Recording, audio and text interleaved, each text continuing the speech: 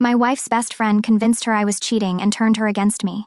She left our baby alone, but what I did next exposed all she tried to hide.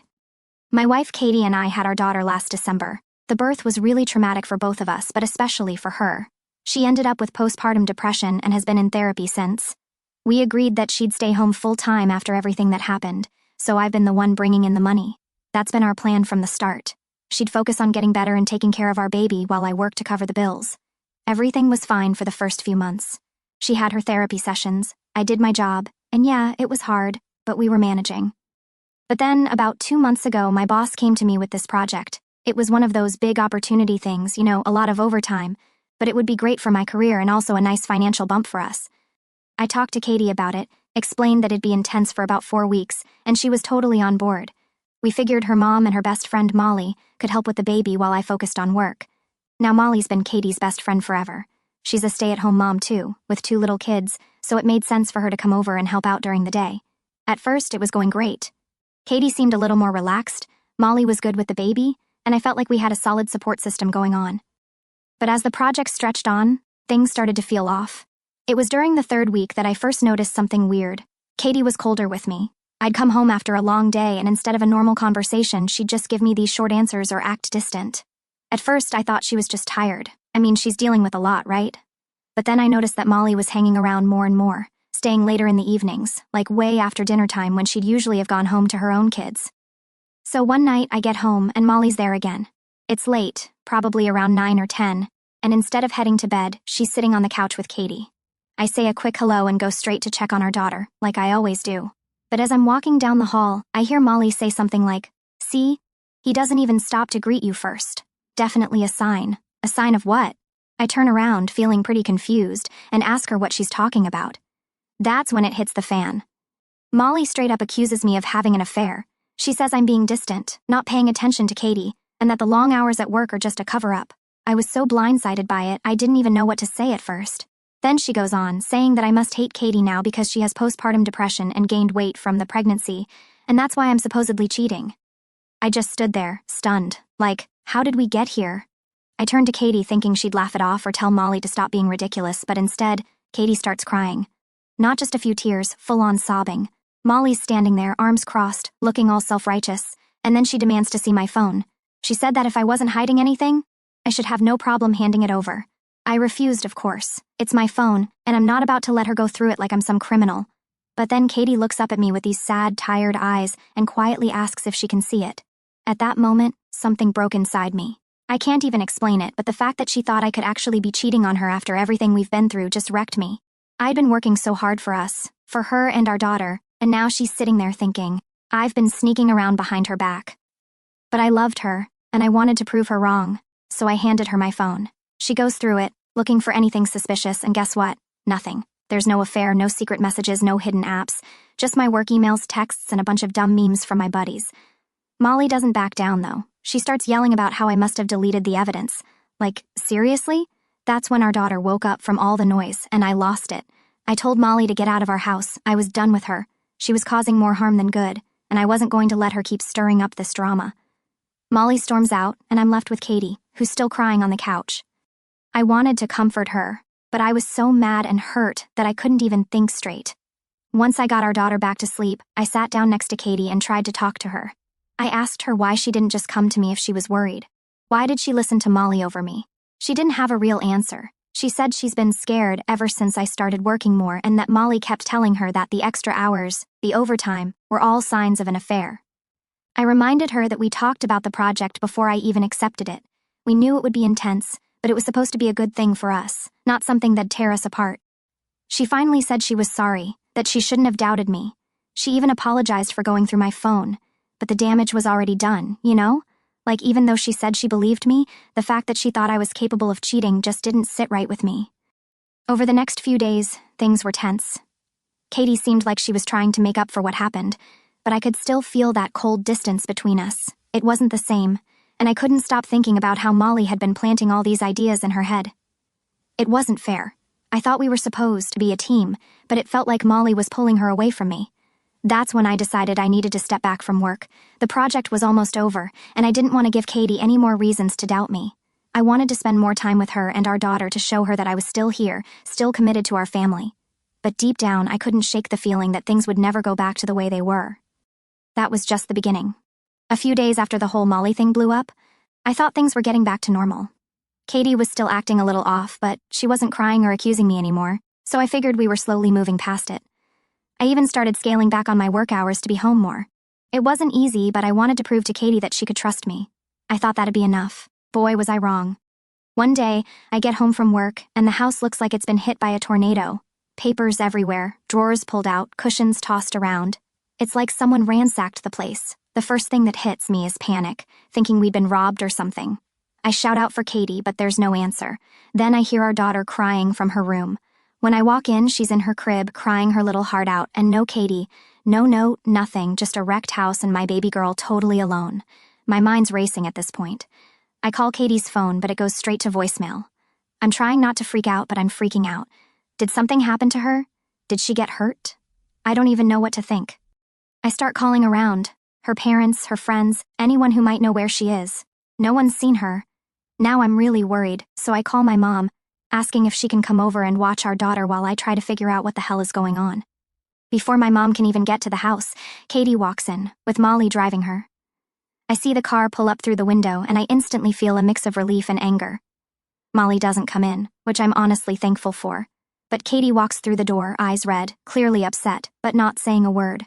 I'm standing there in the middle of this wrecked house, holding our crying daughter, and all I can say is, "What the hell happened? Where were you?" Instead of explaining anything, Katie starts yelling. Not like the sad, emotional kind of yelling, but angry, almost like I did something wrong. She's accusing me of cheating again. She says the therapy I told her I was going to start is just a cover-up so I can sneak around and meet my mistress. At this point, I'm just in shock, like, how are we back to this? We just went through this whole thing a few days ago, and now here we are again. I try to stay calm. I try to explain that I'm going to therapy because I need help dealing with all the stress and everything that's been going on, not because I'm hiding anything. But she doesn't care. She's convinced that everything I say is a lie. And then she does something I never thought she'd do. She hits me, right in the face. It wasn't a slap either, it was a punch. My nose starts bleeding instantly, and I can't even process what just happened. She kind of freezes too, like she didn't expect to do that. Her face goes blank, and she just sits down on the couch staring at the wall, completely zoning out.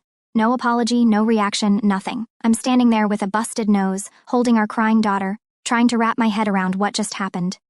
I didn't know what to do. All I knew was that I had to get out of there, not just for me, but for our daughter's safety.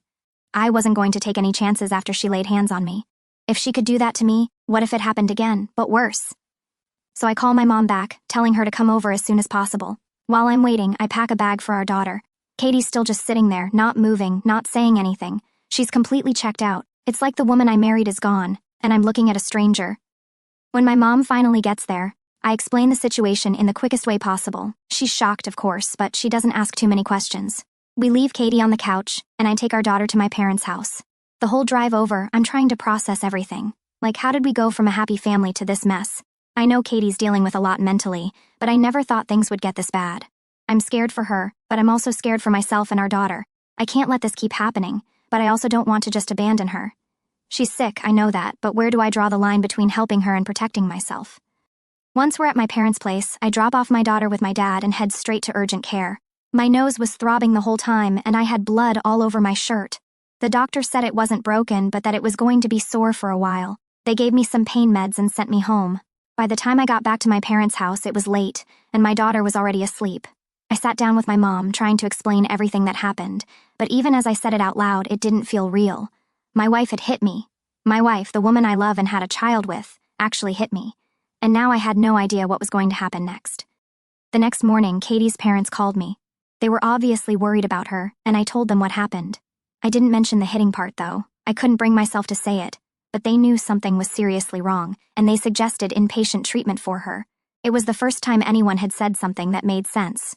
We agreed to separate for now. Katie would stay with her parents, and I'd stay at mine with our daughter. I wasn't ready to go straight to divorce, but I couldn't go back to living with her. Not like this, not after what happened. I needed to protect myself and my daughter, and I couldn't trust Katie to not hurt me again. That night, lying in bed at my parents' house, I realized I needed to do more than just wait for things to get better. I needed to take action to make sure I was legally protected if things went south. I started documenting everything, The ransacked house, the accusations, the hitting. I didn't want to think about a custody battle, but at the same time, I couldn't ignore that it might be coming. My heart was broken. I love Katie, but this wasn't her anymore. This was something else, something dark and messed up that had taken over. And as much as I wanted to believe she'd get better, I had to face the reality that she might not. So I did the only thing I could do. I kept my distance, prayed for her to get help, and made sure my daughter and I were safe. So after that night, I moved in with my parents, like I said. It wasn't easy. Every day I was thinking about what the hell had gone wrong in my marriage. Katie and I had always been close, and now it felt like I didn't know her anymore. I was trying to focus on my daughter, but it was hard with everything going on. The house, the accusations, the fact that she hit me. It was all just too much. A few days go by, and I haven't heard much from Katie. Her parents were doing their best to get her some help, but they were worried too. They didn't know how to handle this any more than I did.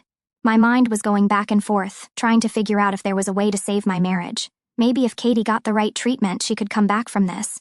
But the longer I thought about it, the more I realized that I needed to protect my daughter. That had to be my priority. One night, maybe 4 or 5 days after I moved out, I'm just sitting at my parents' house, playing with my daughter, when I get a call from Katie's dad.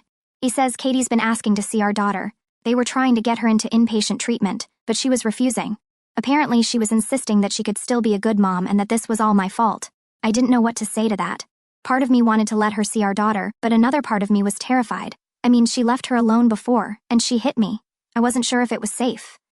Katie's dad told me that she wasn't doing well, and he was worried about her mental health. He asked if maybe she could see our daughter with him and Katie's mom supervising. I agreed, but only if it was in a controlled environment. I wasn't going to let her be alone with our baby, not after everything that had happened. So we set up a visit at her parents' house. The whole drive over, I had this sinking feeling in my stomach. I didn't know what to expect. When I got there, Katie was sitting in the living room looking, well, she looked bad. Her hair was a mess, her eyes were swollen like she'd been crying for days, and she was just staring at the floor. She didn't even look up when I came in with our daughter.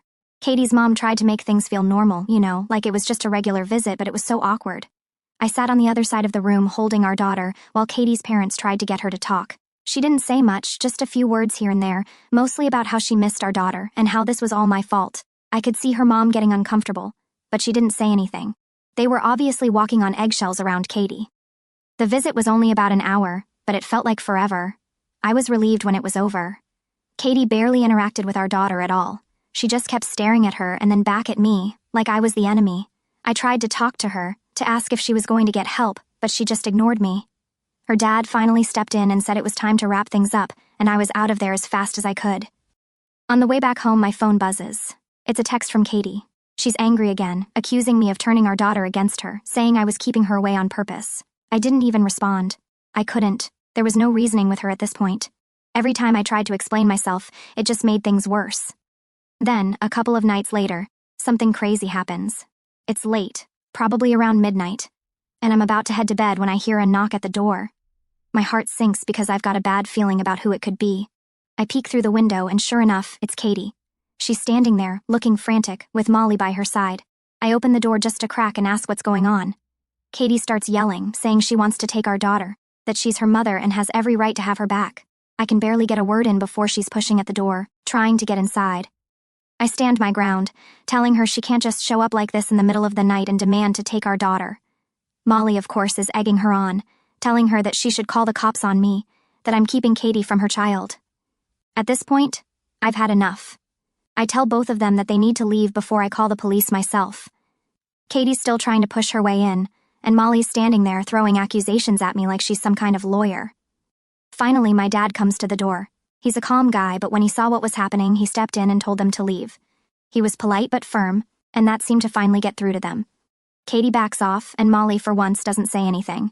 They leave, but not before Katie screams at me that this isn't over. After they left, I just stood there, trying to process what had just happened. I mean, who shows up in the middle of the night like that, demanding to take a baby? I knew right then and there that I needed to take more drastic steps. Katie wasn't in her right mind, and as much as I didn't want to escalate things, I had to protect my daughter. The next morning, I made some calls and started looking into getting a restraining order. I never thought my life would turn into this. Just a few months ago, Katie and I were a happy family. We had a beautiful baby girl, and now everything's falling apart. I don't know what's going to happen next, but I do know one thing: I have to keep my daughter safe, no matter what, even if that means keeping her away from her own mother. So, after that late-night showdown with Katie and Molly, I knew things were just getting worse. I started the process to get a restraining order. I didn't want to, but I felt like I didn't have a choice anymore. Katie's mental state wasn't stable, and I couldn't risk her showing up at my parents' house in the middle of the night again, demanding to take our daughter. A few days go by, and things are mostly quiet. I wasn't hearing much from Katie or her parents, and I was trying to keep it that way. I was focused on taking care of my daughter and just keeping some kind of normalcy in my life. Then, out of nowhere, I get a call from Katie's mom. She sounds panicked, which immediately puts me on edge. She says Katie's been getting worse, that she's refusing to eat, refusing to talk to anyone, and just sits in her room all day. I ask if she's been to the hospital yet, and her mom says they've tried, but Katie's refusing any kind of help. Now she's asking for our daughter again, saying that seeing her will fix everything. Hearing that made my stomach drop. I told her mom straight up that I couldn't let Katie see our daughter right now, not in the state she was in. Her mom understood, but she was clearly desperate. She started crying on the phone, telling me she didn't know what else to do. I felt awful, but I had to stick to my guns. Our daughter's safety was my #1 priority. Not long after that, I get a knock on my door. I wasn't expecting anyone, so I peek through the window, and it's Molly. Yep, her again. She's standing there with this smug look on her face, like she knows something I don't. I open the door just enough to talk, but don't invite her in. I wasn't in the mood for whatever game she was playing. Before I can even say anything, she starts talking. She says Katie's been telling her all about how I'm keeping her baby from her and that she's going to take action if I don't let her see our daughter soon. I tell Molly that Katie isn't well right now and that it's not safe for our daughter to be around her. Molly smirks and says, "You know, she's still her mother, and a mother has rights. You don't want this to go to court, do you?" I was so pissed off at this point, but I kept my cool. I told her that Katie's mental health is the main concern and that's why I can't let her see our daughter until she gets help. Molly gives me this nasty grin and says, "Maybe it's you who needs help. I bet a judge would love to hear about how you've been handling things." That's when I shut the door in her face. I wasn't going to entertain her manipulations anymore. I knew Molly was just trying to get under my skin, and I wasn't falling for it, but I couldn't shake the feeling that she wasn't bluffing about going to court. A few days later, I get another call, but this time it's from Katie herself. Her voice is shaky, and she's crying. She says she's sorry for everything, that she knows she's been acting crazy, and she just wants to make things right. I'll be honest, part of me wanted to believe her. I wanted to believe that she was finally realizing she needed help and that we could fix things. But deep down, I didn't trust it. The way things had escalated, it just didn't seem like something she'd come to on her own. It felt like another manipulation. Still, I told her I was glad she was apologizing and asked if she was ready to go to the hospital. That's when the conversation flipped. She started crying harder and saying she didn't need a hospital, she just needed our daughter, that our daughter would make everything better. She even said that once she had her back, I could move back in, and we could be a family again. It was like everything came crashing down in that moment. I realized she didn't want help, she just wanted to control the situation, and our daughter was her way of doing that. I told her I couldn't let her see our daughter right now and that she needed professional help, and then she lost it. She started screaming at me over the phone, saying I was stealing her child, that I was turning everyone against her, and that I was a terrible father. I tried to calm her down, but it was useless. She was completely out of control. I hung up the phone, feeling a mix of anger, sadness, and just plain exhaustion. How did it get this bad? How did we go from a happy family to this disaster? The next day, I got a call from Katie's dad. He told me they were finally taking her to the hospital. Apparently, after that phone call with me, she had another breakdown, and they had no choice but to admit her. I didn't know if I should feel relieved or guilty. I didn't want her to suffer, but I knew this was the only way she'd get better. A few days passed, and things were quiet again. Katie was in the hospital, getting the help she needed. I was finally starting to feel like maybe things were going to settle down. Maybe we could all heal from this. But then, just when I thought things were calming down, I got hit with something I didn't expect at all. Katie's parents called me again, but this time it wasn't to give me an update on her condition. It was to tell me that Molly had filed a restraining order against me. I couldn't believe it. After everything she'd done, manipulating Katie, trying to break up our family, now she was turning the tables and making me the villain. Apparently, Molly claimed I had been emotionally abusive toward Katie and that I was a danger to both Katie and our daughter. It was all complete nonsense, but the fact that she'd gone to this length was insane to me. I didn't know what she hoped to gain from it, but it was clear she wasn't done messing with my life. Now I'm not only dealing with my wife's mental health crisis, but I'm also fighting off false accusations from her manipulative best friend. It feels like everything's spiraling out of control, and I don't know what's coming next. So, after the whole restraining order thing from Molly, I was honestly in shock. I couldn't believe she'd stoop that low. I mean, I was the one trying to keep everything together while my wife was going through her mental health crisis, and now I'm the one getting accused of being emotionally abusive? It was like something out of a nightmare, and I was living it. I knew the restraining order was bogus, but the fact that she even filed it threw me off completely. I had to lawyer up and fight it, which was just another thing to add to the list of crap I was already dealing with. I spent days preparing with my lawyer, gathering evidence to show the court that Molly was the one manipulating Katie, not me. I had texts, emails, everything. But still, I couldn't shake this feeling of dread. What if they believed her? What if this whole thing turned against me? Anyway, the court date came up pretty fast. I walked into that courtroom feeling like I was on trial for something I didn't even do. Molly was there, all smug, like she had already won. Katie's parents were there too, sitting behind her, which hurt even more. I knew they were struggling with everything that had happened, but seeing them take Molly's side, that stung. The judge starts off by letting Molly talk. She goes into this whole dramatic story about how I've been emotionally abusive to Katie, how I've isolated her from her friends also known as Molly, and how I'm keeping her daughter away from her. It was ridiculous, but she said it with such confidence that I could see a couple of people in the courtroom buying into it. I sat there, grinding my teeth, trying to keep my cool. Then it was my turn. My lawyer went through everything, the texts, the emails, the timeline of events. We showed how Molly had been interfering in my marriage, how she'd convinced Katie I was cheating, how she'd escalated things to the point where Katie had a mental breakdown. I even had witnesses, people who knew Molly and knew how she operated, who could back up what I was saying. We laid it all out there, no stone unturned. And guess what? The judge saw right through Molly's lies. The restraining order was thrown out, and Molly was visibly pissed. She stormed out of the courtroom without even looking at me. Katie's parents, though, they just sat there looking defeated. I don't think they knew what to believe anymore, but even with that little win, it didn't feel like a victory, not really. I was still dealing with the fallout of everything. Katie was still in the hospital, and I hadn't heard much about how she was doing.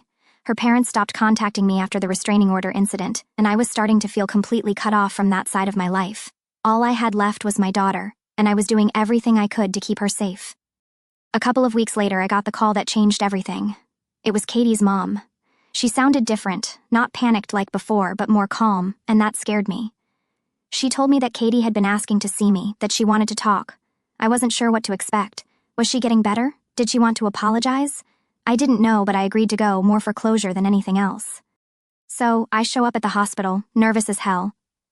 I hadn't seen Katie in weeks, and the last time we spoke, it didn't exactly go well. When I walked into her room, she looked better. Still not herself, but definitely more put together than the last time I saw her. She didn't look at me right away. She was just staring out the window, like she was lost in thought. Finally, she turned to me and said, "I'm sorry, it caught me off guard." After everything that had happened, hearing her apologize was the last thing I expected. I didn't know what to say, so I just sat there, waiting for her to continue. She told me she didn't know what was real anymore, that Molly had filled her head with so many lies that she started to believe them even when part of her knew they weren't true. She admitted that she felt ashamed of how she treated me, but that she still couldn't understand why I had taken our daughter away. That's when I had to explain everything again as gently as I could. I told her that it wasn't about me trying to hurt her, but about protecting our daughter. I reminded her of the night she hit me, the night she left our daughter alone in the house. She started crying, saying she didn't remember half of it, that her mind was so foggy back then. It was hard to hear, but I could tell she was being honest. Then she said something that really hit me. "I don't think I can be a mom right now." It was like a punch to the gut, but at the same time, it was a relief. For so long, I'd been holding on to the idea that we could fix this, that Katie could get better, and we'd go back to being a family. But hearing her admit that, it made me realize how far gone things were. She wasn't in a place to be a mother, and I had to accept that. We talked for a while longer, mostly about our daughter and what was best for her. Katie said she wanted me to have full custody, at least for now. She needed time to get better, and she didn't want to risk putting our daughter through any more instability. It was the hardest conversation I've ever had, but it was also the most honest. When I left the hospital that day, I felt empty, but also like a weight had been lifted. I knew Katie wasn't out of the woods yet, but at least now there was some clarity. I wasn't living in this constant state of uncertainty anymore. I had a path forward, even if it wasn't the one I imagined when we first had our daughter. So here I am now. I've got full custody of my daughter, and I'm trying to build a life for the two of us. Katie is still in treatment, and I visit her occasionally, but things aren't the same. I don't know if they ever will be. But at least I know I did everything I could. And now it's about moving forward, one step at a time.